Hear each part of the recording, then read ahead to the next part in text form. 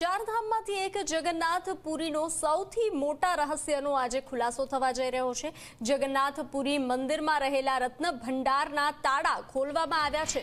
46 વર્ષ પહેલા છેલ્લીવાર આ ભંડાર ખોલવામાં આવ્યો હતો। તે બાદ સતત આ રત્ન ભંડાર ખોલવાની માંગ થઈ રહી હતી, ત્યારે રાજ્ય સરકારે બનાવેલી સમિતિની ભલામણ બાદ આખરે આજે આ રત્ન ભંડાર ખુલી રહ્યો છે।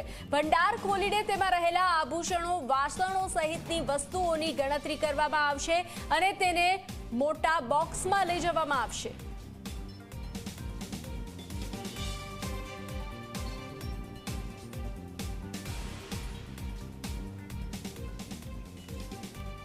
તો છેલ્લે 1978માં પુરીના રત્ન ભંડાર ખોલવામાં આવ્યા હતા। રાજ્ય સરકારે બનાવેલી 16 સભ્યોની ઉચ્ચ સમિતિએ રત્ન ભંડારને ખોલવાની ભલામણ કરી હતી।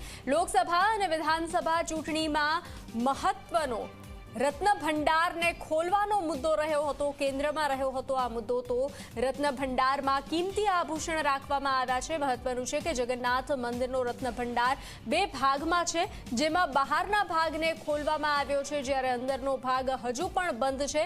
અનેકવાર મંદિરના રત્ન ભંડારને ખોલવાની માંગ ઉઠી હતી, કોર્ટ સુધી આ મામલો પહોંચ્યો હતો।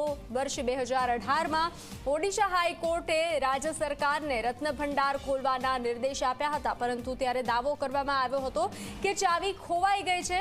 તો આજે આખરે આ રત્ન ભંડાર ખોલવામાં આવી રહ્યા છે।